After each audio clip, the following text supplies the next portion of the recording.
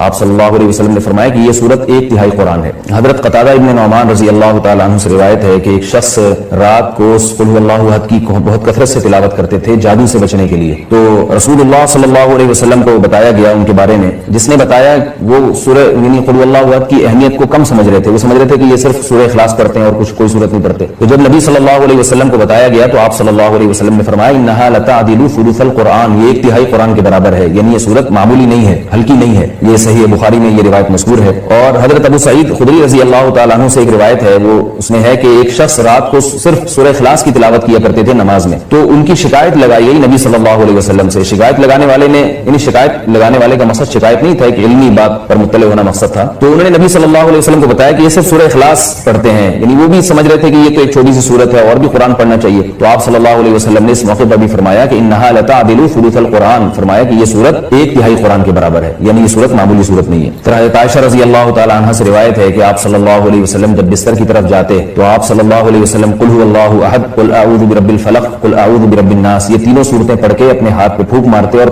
اپنا ہاتھ پورے جسم پہ پھیر لیتے۔ یہ اہتمام آپ صلی اللہ علیہ وسلم نے اس وقت فرمایا جب آپ صلی اللہ علیہ وسلم پر جادو ہوا، اس کے بعد آپ صلی اللہ علیہ وسلم کا ہمیشہ یہ معمول رہا ہے۔ یہ بھی صحیح بخاری کی روایت ہے۔ صحیح بخاری کی ایک اور روایت میں ہے کہ حضرت عائشہ رضی اللہ تعالیٰ عنہ فرماتی ہیں کہ ایک مرتبہ رسول اللہ صلی اللہ علیہ وسلم نے جہاد کے لیے ایک لشکر بھیجا، تو اس میں جو امام تھے وہ سورہ اخلاص کی بہت زیادہ تلاوت کیا کرتے تھے نماز میں۔ صحابہ کرام کا جب یہ لشکر واپس لوٹا ہے تو آپ صلی اللہ علیہ وسلم کو بتایا گیا کہ یہ سورہ اخلاص بہت زیادہ پڑھتے تھے نماز میں، تو آپ صلی اللہ علیہ وسلم نے ان سے پوچھا کہ تم یہ کام کیوں کرتے تھے، سورہ اخلاص تم اتنی زیادہ کیوں پڑھتے تھے؟ تو ان صحابی نے فرمایا کہ اس میں رحمان کے اوصاف بیان کیے ہیں، اللہ کی حمد و ثنا ہے اور اس وجہ سے مجھے اس سورت سے محبت ہے، یعنی محبت ہے جس کی وجہ سے میرا دل چاہتا ہے میں اس کی بار بار تلاوت کروں۔ تو آپ صلی اللہ علیہ وسلم نے فرمایا کہ صحابہ سے فرمایا کہ ان کو خبر دے دو کہ اللہ بھی تم سے محبت کرتے ہیں، یہ بھی سورت کی ایک بہت بڑی فضیلت ثابت ہوتی ہے۔ اور عبد الرحمن ابن ابزا رضی اللہ تعالیٰ عنہ سے روایت ہے کہ رسول اللہ صلی اللہ علیہ وسلم وتر کی نماز میں پہلی رکعت میں سبح اسم ربک الاعلی، دوسری میں قل یا ایھا الکافرون اور تیسری رکعت میں سورہ اخلاص کی تلاوت کیا کرتے تھے۔ تو وتر میں تیسری رکعت میں سورہ اخلاص کا پڑھنا یہ فضیلت کی چیز ہے۔ حضرت عقبہ ابن عامر رضی اللہ تعالیٰ عنہ سے روایت ہے کہ میں ایک مرتبہ رسول اللہ صلی اللہ علیہ وسلم سے ملا تو آپ صلی اللہ علیہ وسلم نے فرمایا کہ کیا میں تمہیں ایسی صورت کی خبر نہ دوں کہ نہ وہ صورت اللہ نے تورات میں نازل کی، نہ ایسی صورت اللہ نے انجیل میں، اور نہ ہی ایسی صورت اللہ نے کسی اور مقام پہ قرآن مجید میں نازل کی؟ میں نے عرض کیا ضرور یا رسول اللہ۔ تو آپ صلی اللہ علیہ وسلم نے فرمایا وہ صورتیں قل هو اللہ احد، قل اعوذ برب الفلق اور قل اعوذ برب الناس ہیں۔ اور آپ صلی اللہ علیہ وسلم نے فرمایا کہ کوئی بھی رات ایسی نہیں ہونی چاہیے جو ان صورتوں کی تلاوت کے بغیر گزر جائے، یعنی ہر رات میں یہ تینوں صورتوں کی تلاوت لازمی کیا کرو۔ تو عقبہ ابن عامر رضی اللہ تعالیٰ عنہ فرماتے ہیں پھر پوری زندگی مجھ سے کبھی بھی ان تینوں صورتوں کی تلاوت رات میں نہیں چھوٹی اور کبھی بھی ناغہ نہیں ہوا۔ اور حضرت ابو ہریرہ رضی اللہ تعالیٰ عنہ سے ایک اور روایت ہے کہ رسول اللہ صلی اللہ علیہ وسلم نے کسی شخص کو قل اللہ احد کی تلاوت کرتے ہوئے دیکھا تو آپ صلی اللہ علیہ وسلم نے فرمایا کہ واجب ہو گئی۔ صحابہ نے پوچھا یا رسول اللہ کیا چیز واجب ہو گئی؟ آپ نے فرمایا کہ اس کی تلاوت کرنے والے کے لیے جنت واجب ہو گئی۔ یہ تو اس سورت کے کچھ فضائل تھے جو میں نے آپ کے سامنے بیان کیے۔ اس سورت میں ہمیں اسباق کیا ملتے ہیں؟ پہلی تو سبق ہمیں توحید کا ملتا ہے کہ اسلام توحید کے بغیر کامل نہیں ہے، بلکہ اسلام مقبول ہی نہیں ہے۔ آج بہت سارے لوگ اللہ تعالیٰ کو معبود تو کہتے ہیں مگر اللہ کے سوا مشکل کشا، حاضر ناظر اور مختار کل ایسے ایسے الفاظ ایجاد کیے ہوئے ہیں جو غیر اللہ پر بھی اس کا اطلاق کرتے ہیں۔ بعض لوگ قبر پرستی کا شکار ہیں، بعض لوگ رسول اللہ صلی اللہ علیہ وسلم کو عالم الغیب کہتے ہیں، حاضر ناظر کہتے ہیں، جبکہ ہمیں اس صورت میں کیا سبق مل رہا ہے کہ اللہ یکتا ہے، اس جیسا کوئی بھی نہیں۔ تو اللہ اگر مشکل کشا ہے، حاجت روا ہے، تو پھر اگر ہم مخلوق کو بھی مشکل کشا اور حاجت روا کہہ دیں تو اس کا مطلب یہ ہوا کہ مخلوق بھی اللہ جیسی ہے، اس لیے کہ جو معبود ہے اس کی دو بنیادی صفات ہیں، علم اور قدرت۔ معبود میں دو چیزوں کا ہونا ضروری ہے، یعنی آپ جس کی عبادت کرتے ہیں اس میں دو صفات کا اعلیٰ وجہ الکمال ہونا ضروری ہے۔ ایک یہ کہ اس کی قدرت کامل ہو، وہ جو چاہے کر سکتا ہو، اور اسے اس کا علم کامل ہو، جیسے کہ قرآن مجید میں آتا ہے اللہ الذی خلق السبع سماوات ومن الارض مثلہن یتنزل الامر بینہن لتعلموا ان اللہ علی کل شیء قدیر وان اللہ قد احاط بکل شیء علما۔ اس آیت کا حاصل کیا ہے کہ اللہ نے اس پوری کائنات کو اس لیے بنایا تاکہ اللہ کے بارے میں دو چیزوں کا لوگوں کو یقین آ جائے۔ ایک یہ کہ لتعلموا ان اللہ علی کل شیء قدیر، کہ اللہ ہر چیز پر قادر ہے، وان اللہ قد احاط بکل شیء علما، اور اللہ کے علم سے کوئی بھی چیز خارج نہیں ہے، یعنی مختار کل بھی اللہ ہے اور عالم الغیب بھی اللہ ہے۔ تو اگر آپ اللہ کے علاوہ کسی اور کو بھی ان صفات میں اللہ کے ساتھ شریک کر دیں، چاہے وہ ذاتی کہہ کے کریں یا عطائی کہہ کے کریں، کسی بھی طرح سے کر دیں، یعنی بعض لوگ یہ کہتے ہیں کہ اللہ مشکل کشا ہے لیکن اللہ نے اپنی مخلوق میں سے بعض پیغمبروں کو مشکل کشا بنا دیا ہے، اور اللہ عالم الغیب ہے لیکن اللہ نے اپنی مخلوق میں سے بعض پیغمبروں کو عالم الغیب بنا دیا ہے، تو یہ غلط ہے۔ اسی کی قرآن جگہ جگہ نفی کر رہا ہے کہ علم غیب غیب میں اور قدرت میں اللہ جیسا کوئی بھی نہیں ہے. اس لیے اس سورت سے ہمیں یہ سبق ملتا ہے. دوسرا ہمیں سبق ملتا ہے کہ لم یلد ولم یولد، کہ اللہ کے بارے میں یہ عقیدہ رکھنا کہ اس نے جنا ہے، جیسے کہ عیسائی کہتے ہیں حضرت عیسیٰ علیہ السلام اللہ کے معاذ اللہ بیٹے ہیں، تو اللہ نے کسی کو نہ تو بیٹا بنایا اور نہ اللہ نے جنا. بعض عیسائی کہتے ہیں کہ اللہ نے حضرت عیسیٰ کو جنا ہے معاذ اللہ، لیکن عیسائیوں میں جو جمہور ہیں وہ یہ کہتے ہیں کہ اللہ نے جنا تو نہیں ہے. لیکن آج انشاءاللہ اس کے بارے میں، دعا کے بارے میں کچھ بات کروں گا کہ ہم لوگ دعاؤں سے بہت زیادہ غافل ہیں.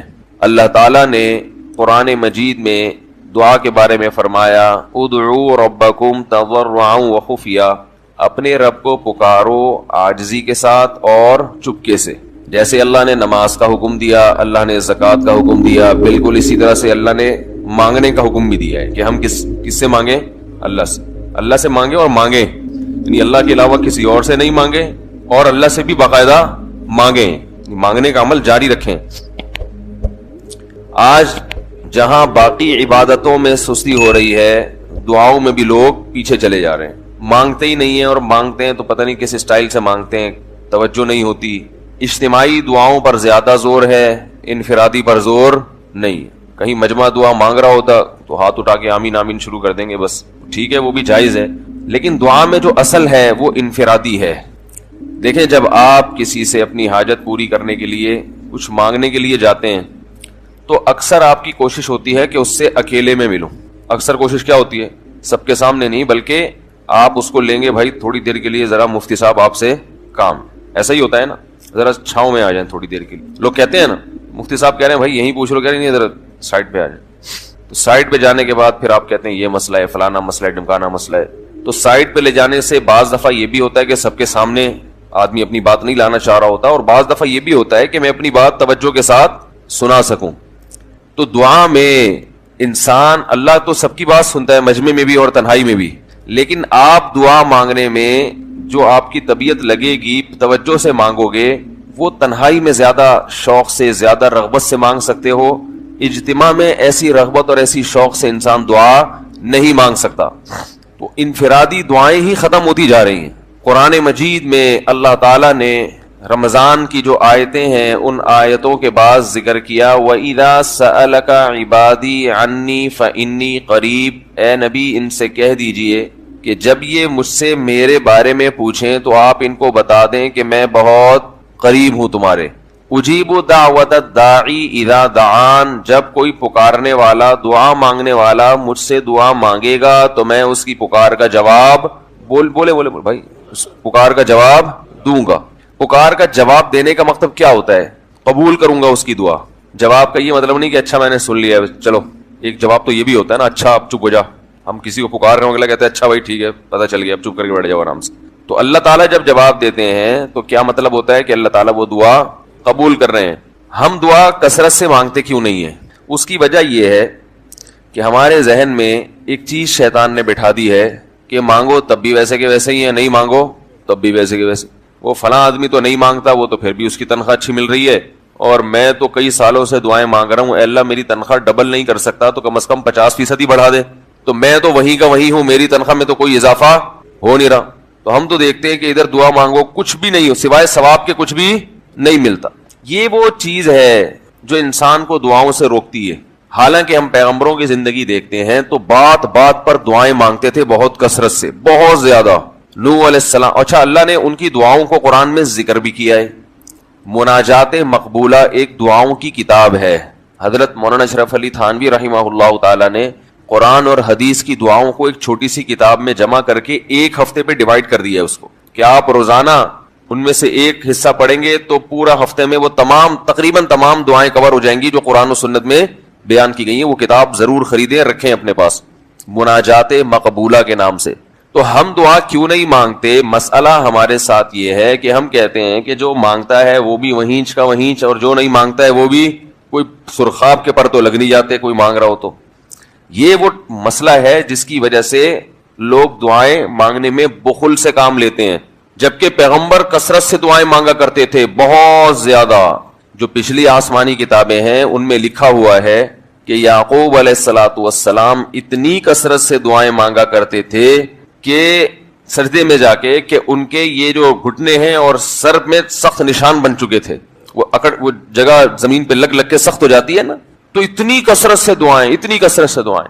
ہم نے جن بزرگوں کے ساتھ ٹوٹا پھوٹا وقت گزارا ان کو دیکھا کہ وہ دعا بہت لمبی لمبی دعائیں مانگا کرتے تھے، بہت لمبی. ہمارے شیخ کے سامنے جب کوئی آیا کرتا تھا دعا کے لیے کہتا تو ہاتھ اٹھائے بغیر ویسے ہی اس کو ایک دعا کا جملہ کہہ دیا کرتے تھے. تو کسی نے کہا کہ آپ ہاتھ اٹھا کے اس کے لیے دعا کیوں نہیں مانگتے؟ تو فرماتے تھے کہ جب میں ایک دفعہ ہاتھ اٹھا لیتا ہوں تو پھر اتنی آرام سے نیچے گراتا نہیں، کیونکہ پھر اللہ کے دربار میں اب ہاتھ اٹھا لیے تو پھر تو ایسا ان کا دل لگتا تھا مانگتے چلے جاتے تھے، مانگتے چلے جاتے تھے. تو بات یہ ہے کہ جب یہ یقین پیدا ہو جائے کہ جس خالق نے ہمیں پیدا کیا ہے اور جس نے ہمیں مانگنے کا حکم دیا ہے اس کے سامنے جب ہاتھ اٹھا کے گڑ گڑائیں گے تو وہ تھوڑا نہیں دے، وہ دعا لازمی قبول کرے گا اور وہ لازمی ہماری مانگی ہوئی چیزیں ہمیں عطا کرے گا.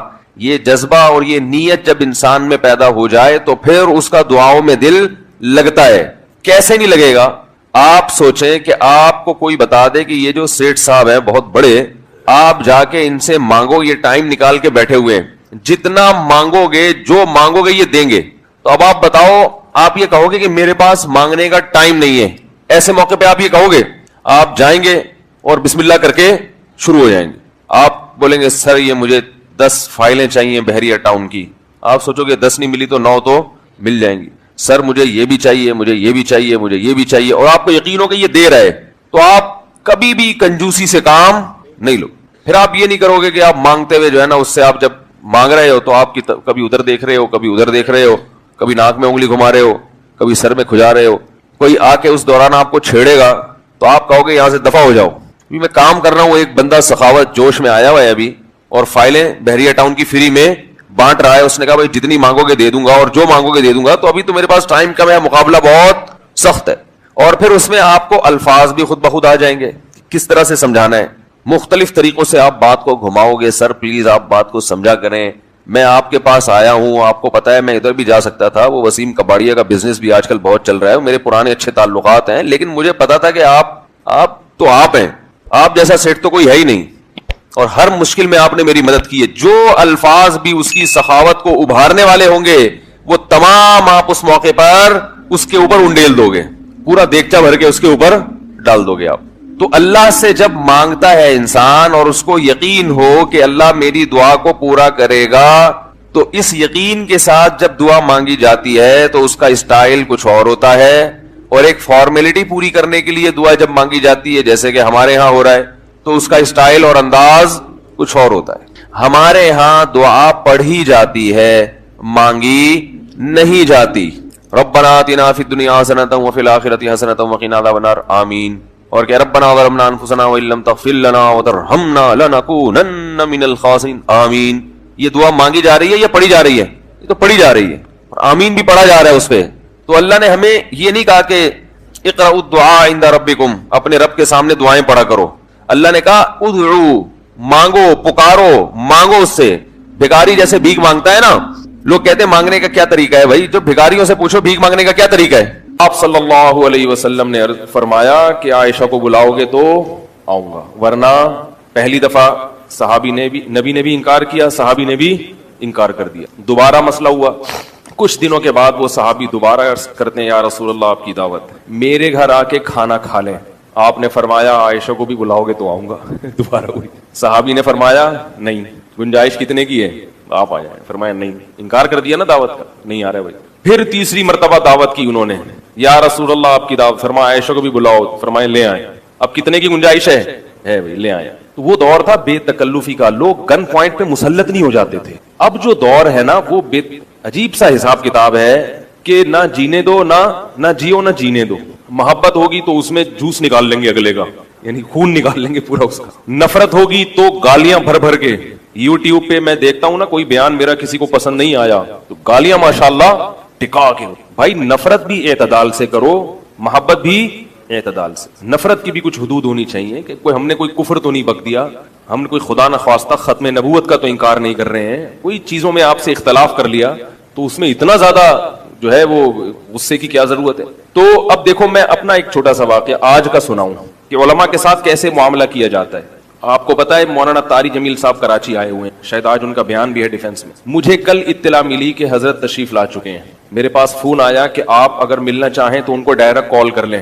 میں نے ان کو ڈائریکٹ کال اس لیے کہ معلوم نہیں ان کا کیا شیڈول ہے, میں ڈائریکٹ کال کروں گا تو مجھے ٹائم دے دیں گے, عین ممکن ہے ان کے پاس ملاقات کا ٹائم نہ ہو, کیونکہ وہ علماء کا بڑا اکرام کرتے ہیں. نہ چاہتے ہوئے بھی کہیں مجھے ٹائم بولو بھائی نہ دے دیں.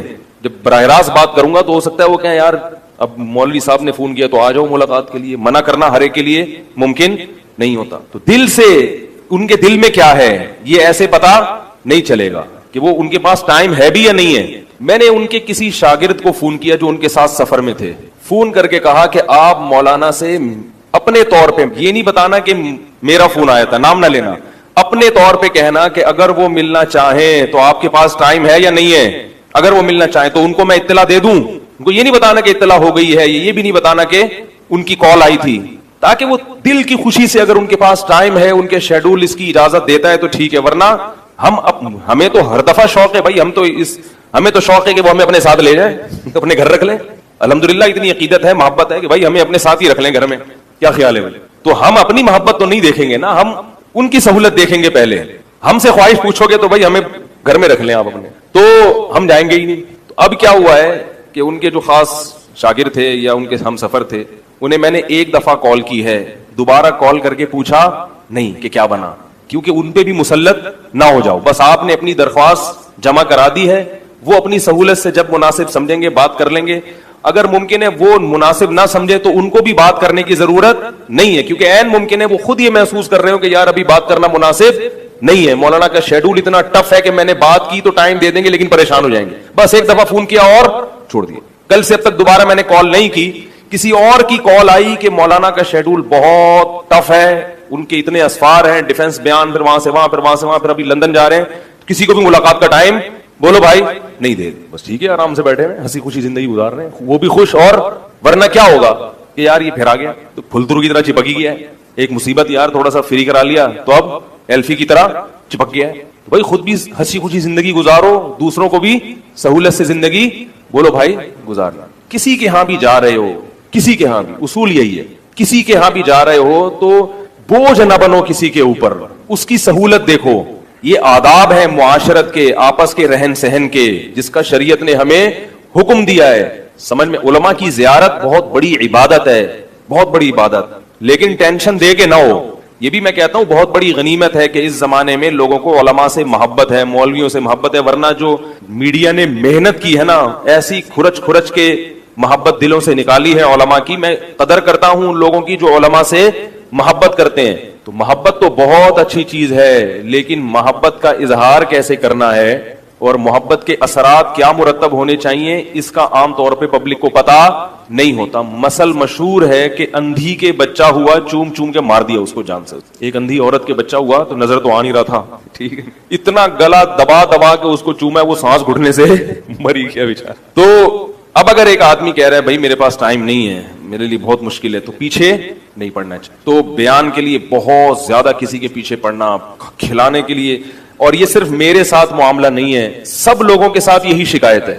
آپ کسی کو کسی بیماری میں پرہیز بتاؤ کہ یہ نہیں کھاؤ, وہ کہتا ہے میں اس پر عمل نہیں کر سکتا, دعوتوں میں تو جانا پڑے گا اور نان تافتان تو کھانے پڑتے ہیں, وہاں کولڈ ڈرنک بھی ہے, وہاں رس ملائی بھی ہے, اور وہاں یہ بھی ہے اور وہاں وہ بھی ہے.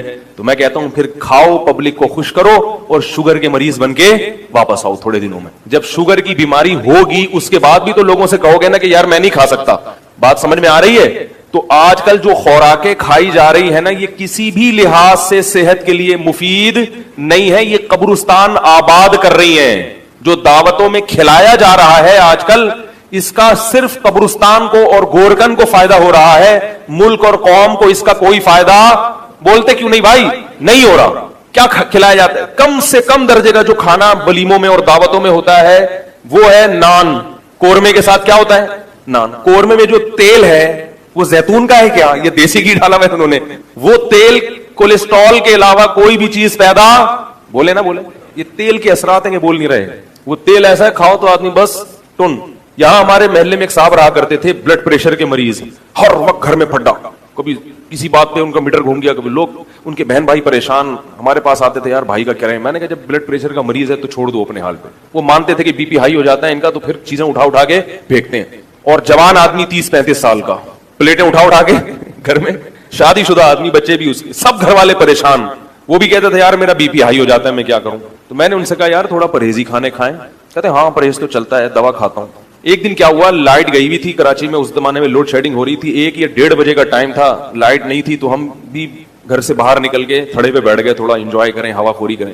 تو دیکھا کہ وہ کہیں سے آ رہے ہیں پینٹ شرٹ پہنے ہوئے اور چمکے چمکے, جیسے دعوت سے آتا ہے نا کوئی آدمی. میں نے کہا خیریت؟ کہہ رہے ہیں یار وہ شادی تھی اس میں گئے تھے. میں نے کہا ابھی آپ مرغ و مسلم کھا کے آ رہے ہو, قورمہ بھی پھوڑا ہوگا تسلی سے, بریانی بھی, بیف بریانی پھوڑی ہوگی آپ نے, اس کے بعد میٹھا بھی پھوڑا ہوگا, اور ماشاءاللہ تھے بھی گول, اور اب آپ بغیر واکنگ کے آپ فوراً جا کے کیا کرو گے, سو جاؤ گے. میں نے کہا آپ کسی دن دھماکے کے ساتھ پھٹ جائیں گے, اخبار میں آئے گا کہ خودکش دھماکہ ہوا ہے, حقیقت میں خودکش دھماکہ نہیں ہوا ہوگا, آپ کے پھٹنے کی آواز ہوگی. وہ بی پی ہائی ہوا ہوا ہے, شوگر ابھی بھی, شوگر کی بیماری ابھی انتظار کر رہی ہے کہ کب حملہ کروں میں, اور رات کو 1:30 بجے کھانا کھا کے, وہ بھی مرغ و مسلم.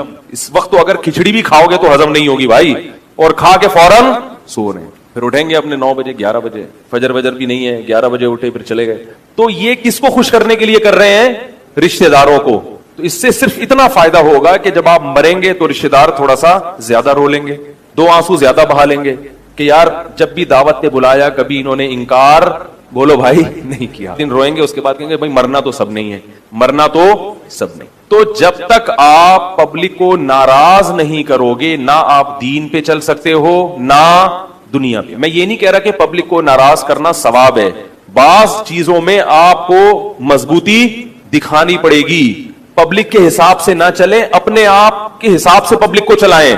سمجھ میں نہیں آ رہی بات میرا خیال. پہلی بات تو سب کے لیے کر رہا ہوں میں, صرف اپنے لیے نہیں. آج بہت سے لوگ کیا کرتے ہیں, میں دیکھتا ہوں ہر دوسرے دن کسی ولیمے میں جا رہے ہیں. سیزن چلتے ہیں نا عید کے بعد شادیوں کا سیزن, تو آج ہماری فلانی کی شادی, آج فلانے کی شادی, آج فلانے کی شادی, آج فلانے کی, جا رہے ہیں. ان کو بھی میں دیکھتا تھا ہر 2 دن کے بعد کسی نے, بڑی فیملی تھی, ہر 2 دن کے بعد کسی نہ کسی کا ولیمہ ہے اور جا رہے ہیں وہ.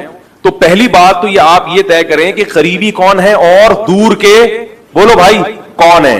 بہت قریبی رشتہ دار, ان کا حق زیادہ ہے, اس میں تو آپ کو جانا ہی پڑے گا. جیسے بھائی کی شادی ہے تو وہاں تو انکار کوئی بھی نہیں کر سکتا نا.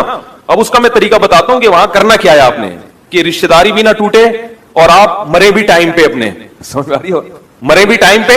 ویسے تو ہر ایک نے ٹائم پہ ہی مرنا ہے, لیکن ہمیں وہ ٹائم تھوڑی معلوم ہے, ہم کیوں اس کو جلدی کروائیں بھائی.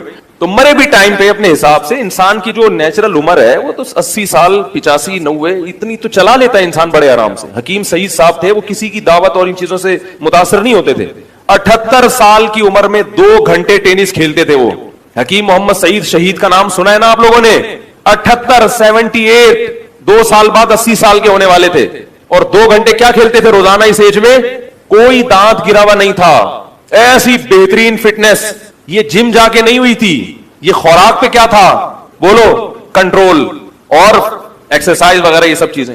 اور اتنے کام انہوں نے زندگی میں کیے ہیں کہ انسانی عقل حیران ہوتی ہے کہ ایک شخص 24 گھنٹے میں اتنے سارے کام کیسے نمٹاتا ہے. تو بہت قریبی جو رشتہ دار ہیں, بہت قریبی بھائی بہن ہو گئے, خالہ, پھوپھی, ماموں, چچا, یہ 4 قسم کے جو ہے نا, یہ کیا ہیں, بولو بھائی, قریب. اسی طرح ساس سسر, سسرال میں ساس سسر, بس آگے نہیں کہ سسر کے چچا, سسر کے ماموں, ساس کی نندوئی کی بہن. یہ لوگ بتاتے ہیں آج ان کی شادی ہے, وہ ناراض نہ ہو جائیں. ابے چھوڑ کے, وہ میں اکثر ایک لطیفہ سناتا ہوں کہ ایک آدمی کسی کے گھر گیا, بن بلائے مہمان بن کے گیا, بیل بجائی, میزبان نے گھر سے کوئی بندہ نکلا, کون. اب اس کو بھوک لگ رہی تھی, کھانا کھانا تھا, تو رشتہ داری تو بتانی تھی نا. تو کہتا ہے کہ میں آپ کے والد کے, چچا کے, ماموں کے, خالہ کے, پھوپھی کے, دیور کے, جیٹ کے, فلانے کا فلانا ہوں. اب وہ کہاں اتنی دور اس کا دماغ. اس نے کہا یار اب رشتہ داری تو نکال لی ہے, کھلانا پڑے گا. لیکن تھا بڑا ہوشیار, گھر میں لے آیا اس کو, پلیٹ روٹی رکھی اور پلیٹ میں جو سالن تھا وہ صرف پانی تھا. کہتا یہ کیا ہے, کہہ رہے یہ مرغی کے شوربے کے شوربے کے شوربے کے شوربے کے شوربے کا شوربہ ہے. یعنی جتنی گاڑی رشتہ داری ہے تو اتنا گاڑا شوربہ ہے. بات بالکل صحیح ہے کہ رشتہ داری جوڑنے کا حکم ہے, تو جتنا قریبی رشتہ ہوگا اس کو جوڑنے کی اتنی ہی زیادہ, بولو بھائی, تاکید ہے. ہم نے پتہ نہیں کیا کہاں کہاں سے وہ فلانے کے, دمکانے کے, جٹھے ننیال کے, فلانے کے. بھائی اپنے بہن بھائیوں کی فکر کرو, صحیح ہے. بہت زیادہ ہو گیا کزن, آگے ٹھیک ہے رشتہ ہے, جب اچھا سلوک کرو لیکن اس کی وجہ سے اپنی زندگی کو متاثر ہونے مت دو. کام بھی تو کرنے ہیں نا, ہر وقت دعوتوں میں ہی جاتے رہیں گے. تو میں دیکھ رہا ہوں آج فلانے کی دعوت ہے, ادھر چلے گئے, پھر آج اس کی دعوت ہے, ادھر چلے گئے, پھر آج اس کی دعوت ہے, پھر ادھر چلے گئے, پھر آج اس کی دعوت ہے. پورے سال سوائے محرم کے, محرم میں لوگ سمجھتے ہیں پتہ نہیں اچھا نہیں ہے, چلتی رہتی ہیں, کھاتے ہی رہتے ہیں. تو یہ نہیں ہونا چاہیے. رہا یہ مسئلہ کہ یہ جو قریبی لوگ ہیں ان کی ولیمے میں یا ان کی شادی میں تو مجبوراً جانا ہی ہے نا بھائی, یہ تو رشتہ داری جوڑنا بھی تو شریعت کا حکم ہے نا. اب بھائی کی شادی ہے اور آپ کہو چونکہ میں پرہیز کر رہا ہوں, میں تافتان نہیں کھاتا, مجھے ڈاکٹر نے کہا ہے کہ اگر مزید تافتان کھائے تو بم دھماکے کے ساتھ پڑ جائیں گے. بعض لوگ اتنے گول ہیں اور تافتان کھا رہے ہوتے ہیں, مجھے حیرانگی ہوتی ہے کہ یار آپ کس بیس پہ کھا رہے ہو. ہم کھائیں تو چلو کوئی سمجھ میں بھی آتا ہے, آپ کس بیس پہ کھا رہے ہو, تو وہ کھا رہے ہوتے ہیں. تو اس میں اصول یہ ہے کہ پہلی بات تو یہ کہ اگر یعنی آپ ان کو یہ بتا دیں کہ ٹھیک ہے قریبی رشتہ ہے, آؤں گا, لیکن میں کھانا اپنی مرضی کا کھاتا ہوں, مجبوری ہے. مجھے حکیم نے کہا ہے کہ اگر آپ نے ایک تافتان بھی کھایا تو آپ فوراً مر جائیں گے. تھوڑا سا توریہ کرنا جائز ہے. فوراً کا مطلب یعنی 15-20 سال کے بعد, یہ بھی فوراً ہی ہے نا, ابھی جوان آدمی کو 15-20 سال سے تھوڑا سا گول مول کرنا پڑتا ہے. ٹوپی کے بغیر دنیا میں کوئی بھی کام, یہ جائز ٹوپی ہے. ایک ٹوپی کرانا وہ ہوتا ہے جو کسی کو دھوکہ دینے کے لیے ہو, نقصان پہنچانے کے لیے ہو. ایک ٹوپی کرانا وہ ہوتا ہے جو اپنے جائز حق کی وصولی کے لیے ہو. یہ والی ٹوپی جائز ہے. ہمارے حضرت حج کرنے گئے, وہاں کسی نے دعوت کی, زبردستی ہے. حضرت کو دیر ہو رہی تھی, کہیں پہنچنا تھا, وہ پیچھے پڑے ہوئے تھے. تو پھر حضرت نے وہ ان کو کہا کہ ہمیں کہیں